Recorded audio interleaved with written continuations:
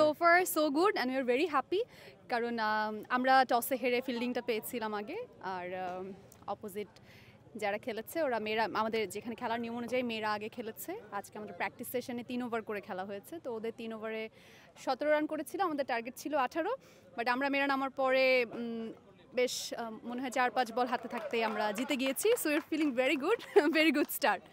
সবসময় তো টিভিতে আসলে ক্রিকেট শো করেন, আপনার সঙ্গে অনেক ক্রিকেট বিশ্লেষক আছেন, তাদের সঙ্গে ক্রিকেটারদের পারফরমেন্স নিয়ে কথা বলেন। হ্যাঁ, এখন আসলে নিজে খেলছেন, আসলে এটা একটা অন্যরকম চ্যালেঞ্জ, আবার একটা ভয়েরও ব্যাপার আছে যে সবসময় আপনি যেটা বললেন ক্রিকেটার হোক বা এক্স প্লেয়ার হোক, অ্যানালিস্ট হোক, তাদের সাথে অনেক কথা হয়, অনেক ধরনের ক্রিকেটীয় চর্চা নিয়ে আমরা কথা বলি। এখন তো নিজেই খেলছি, এখন আপনারাই ভুল ধরবেন কোথায় কি ভালো হচ্ছে খারাপ হচ্ছে, সেই ভয়ে আছি।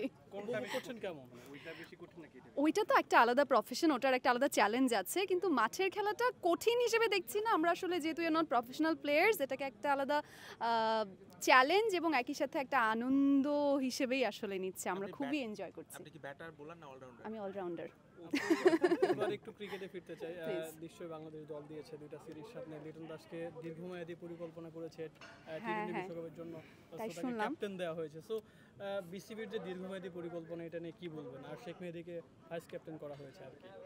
আমি আসলে প্র্যাকটিস সেশনেই শুনলাম যে আজকে লিটন দাস ওনাকে ক্যাপ্টেন করা হয়েছে এবং শান্ত ছিলেন এতদিন। সো সবসময় আসলে যেটা বলি, আমরা ভালোটাই আশা করতে চাই। বাংলাদেশ দলের পারফরমেন্স বেশ অনেকদিন ধরেই আশানুরূপ হচ্ছে না, আমরা ভক্তরা হতাশ হচ্ছি বারবার।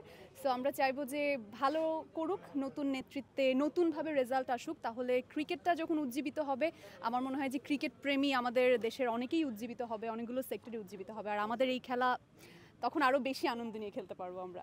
আপু, ক্রিকেটার সাকিব আল হাসানের অভাবটুকু ঠিক কতটুকু? Being a Shakib Al Hasan fan, অবশ্যই অভাব অনুভব হয়, অবশ্যই অনুভব হয়, কারণ সাকিব আল হাসান আমাদের ক্রিকেটকে অনেক দিয়েছেন, উনি ওয়ার্ল্ড ক্রিকেটকে অনেক দিয়েছেন। সো সেই জায়গা থেকে প্রিয় ক্রিকেটার হিসেবেও তাকে মিস করি, বাট একজন তো আসলে সবসময় থাকবে না, যেভাবে উনি নেই সেটা না হলো একটা সময় তার জায়গায় অন্য কাউকে আসতেই হতো। সো এটা হচ্ছে একটা ন্যাচারাল প্রসেস, সেভাবে অ্যাকসেপ্ট করতে হবে। আমরা চাইবো যে সাকিব আল হাসানকে আমরা মনে রাখবো, কিন্তু ওয়াই নট, সাকিব আল হাসান আমাদের বাংলাদেশ থেকে এসেছে, তার চাইতে বেটার কেউ হয়তো আসতে পারে। We can only hope. ক্রিকেটারের সঙ্গে কখনো শো করেছেন কিনা? রানিং কোনো হ্যাঁ, আমরা যখন স্টেডিয়াম থেকে শো করেছি তখন তো কার সঙ্গে সবচেয়ে বেশি এনজয় করেছেন বা কার সঙ্গে বেশি মজা? ওয়েল, যেহেতু লিটন কুমার দাস ক্যাপ্টেন হলেন, I wish him all the best. তার একবার ইন্টারভিউ নিয়েছিলাম, ওটাই বলি, সম্ভবত স্টেডিয়ামে ছিল, আমার খুব ভালো মতো মনে পড়ছে না, বাট হি মেনশনড ওনার একটা ব্যাপার যে উনি খুব সম্ভবত বিয়ে করেছিলেন, তখন বেশি দিন হয়নি, তো উনি তখন খুব ভালো ফর্মেও ছিলেন, আর উনি বলছিলেন যে আমার ভালো খেলছি, ইটস মাই লেডি লাক, মানে লেডি লাক বলেনি, আমি ওটা কোট করেছিলাম। উনি বললেন যে বিয়ের পর আমার মাথা অনেক ঠান্ডা হয়েছে, সো ভালো হচ্ছে। সো ওটাই মনে পড়ছে এই মুহূর্তে। সো আমি আশা করবো যে উনি আবার দারুণ ফর্মে ফিরে আসবেন, being a player, being a captain অনেক দিবেন আমাদেরকে, এটাই আশা করবো। কোন ক্রিকেটারের সঙ্গে বা কোন ওয়ার্ল্ড ক্রিকেট হোক আর বাংলাদেশের ক্রিকেট হোক, যার সঙ্গে শো করার আপনার ড্রিম?